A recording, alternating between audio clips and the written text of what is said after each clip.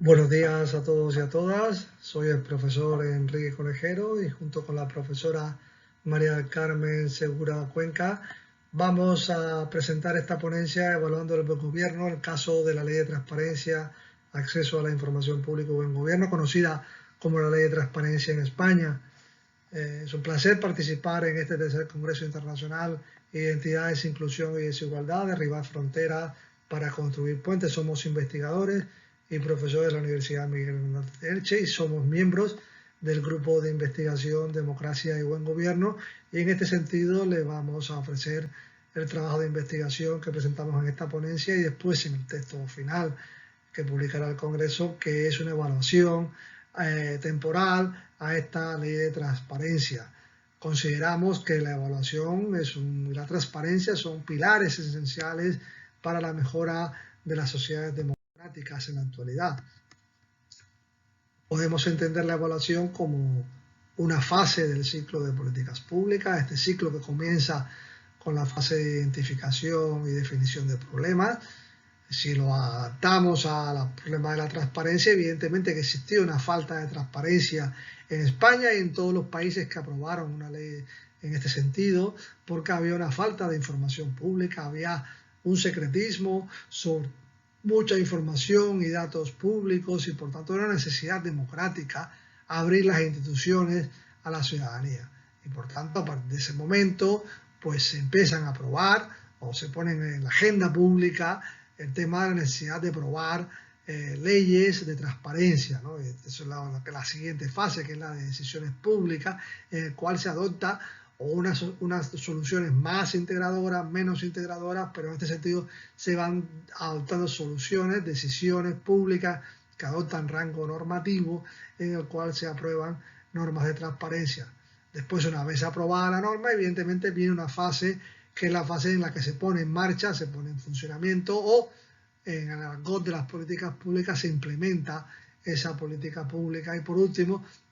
sería esta fase de la que se va a abordar la ponencia, que es la fase de evaluación de políticas públicas, que es la que tendría que de alguna manera arrojar información científica valiosa, de utilidad para los decisores públicos, para ver cómo está funcionando esa política, en este caso la política de transparencia, para adoptar soluciones oportunas, ya sea modificándola, ya sea manteniéndola como está porque está funcionando bien, o en este caso adoptando otra política porque está funcionando negativamente o está funcionando mal. Entonces, el sentido de la evaluación, un sentido de rendición de cuentas democrático, en el cual la ciudadanía y las instituciones públicas y la política pues tienen una herramienta para valorar, para tomar decisiones, para acuñar negativa y positivamente cuál es los resultados, el impacto de las políticas públicas en una sociedad que se considera democrática. Es una herramienta indispensable. Sabemos que el caso concreto que vamos a presentar la ponencia, vamos a centrarnos en una política pública que es esta política de transparencia, sobre todo lo que es la normativa, lo que establecía la ley que está en vigor actualmente, que es la ley de transparencia conocida coloquialmente como ley de transparencia, pero que normativamente la ley 19 de 2013 de 9 de diciembre, que tiene el adjetivo de transparencia, acceso a la información pública y buen gobierno. Este es un concepto, como sabemos, relevante y trascendental en la actualidad. Como sabemos, la administración Obama en 2008 acuña este concepto, este paradigma de estudio de gobierno abierto que hasta nuestros días. Actualmente hay una alianza de gobierno abierto donde participan muchos países, sociedades académicas de gobierno abierto a nivel regional, a nivel global. Por tanto, es una literatura que ha crecido y de investigación que ha crecido exponencialmente en los últimos años, a partir de 2008, y por tanto acuña esta idea de gobierno abierto que en sus inicios descansaba en tres pilares. El pilar de la transparencia, abrir las instituciones a la ciudadanía y por tanto toda la información debería ser pública. Aquí hay un debate si debe ser un derecho o no un derecho. Hay leyes que se lo incluyen, constituciones que se lo incluyen como un derecho, otras que no, ¿no? Y por tanto, acompañada con este acceso accesible, transparente a los datos públicos, debería implementarse las ideas de participación efectiva de la ciudadanía a través de los distintos canales, las tecnologías de la información y de la comunicación actuales nos permite cada vez más no solo que la ciudadanía participe cada 4 años en la votación, sino que en esos 4 años de mandato la ciudadanía puede participar en todas las fases del ciclo de políticas públicas a nivel de participación.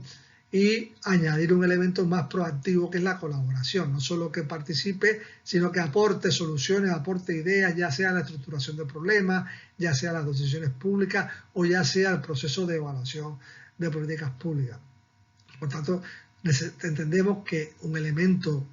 indispensable para que el gobierno abierto sea efectivo es que la evaluación tiene que ser un proceso sistémico dentro de las instituciones, porque es la única manera de que tanto la política como la ciudadanía tengan herramientas útiles, datos de calidad, para poder valorar si las políticas, programas y servicios públicos que se están ofreciendo pues están funcionando, han tenido impacto esperado, han solucionado el problema público, en este caso de la transparencia, de la mejora democrática que se pretendía solucionar con la decisión pública. En este caso, pues estamos hablando de una ley aprobada en 2013. Piénsese que España fue el último país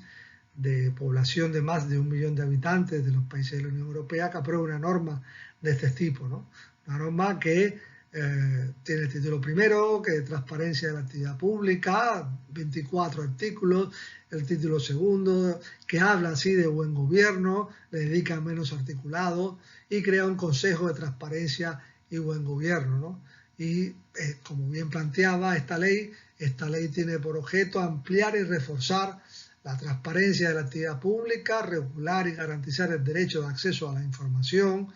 relativo a aquella actividad y establecer las obligaciones de buen gobierno que deben cumplir los responsables políticos, así como las consecuencias derivadas de su incumplimiento. Una declaración de intenciones que después veremos cómo se ha materializado en la práctica.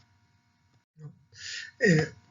para hacer una evaluación, evidentemente es indispensable definir algunos criterios. En esta evaluación vamos a mostrar algunos de ellos, después en el texto final que aparecerá en el capítulo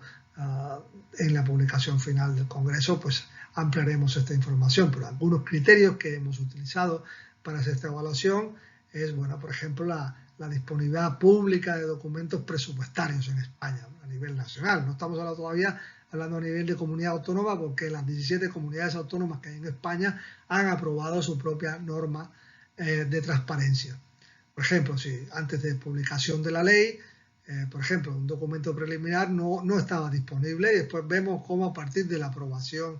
de la ley en 2013, pues sí pasan a estar disponibles. Por ejemplo, el proyecto del presupuesto del Ejecutivo siempre ha estado disponible, el presupuesto aprobado, bueno, los presupuestos siempre han estado disponibles,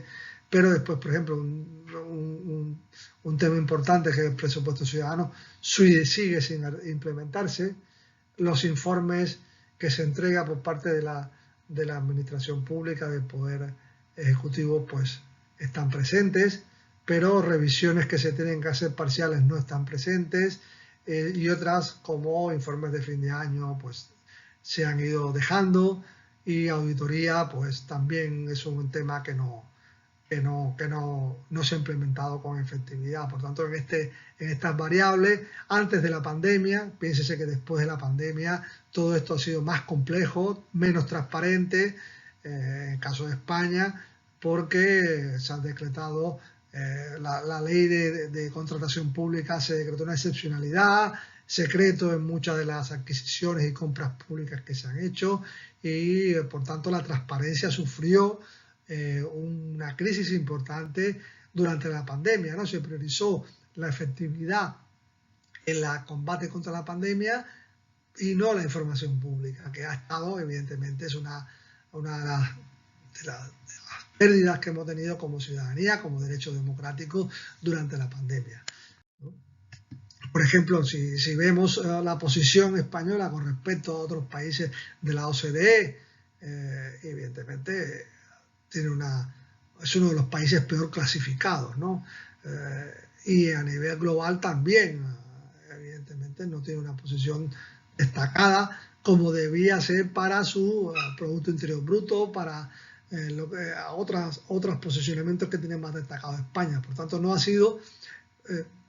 tan efectiva como se hubiera pensado la implementación de la ley de transparencia en España. Por ejemplo, otro criterio utilizado es la participación pública, ¿no? La participación pública. Por tanto, una de las ideas que está en el gobierno abierto y por tanto la ley de transparencia debería fomentar es la audiencia pública que se hace, ¿no? La transparencia y la participación de la ciudadanía en este sentido es muy escasa, ¿no? Es muy escasa y por tanto no es uno de los parámetros mejor valorados de la ley.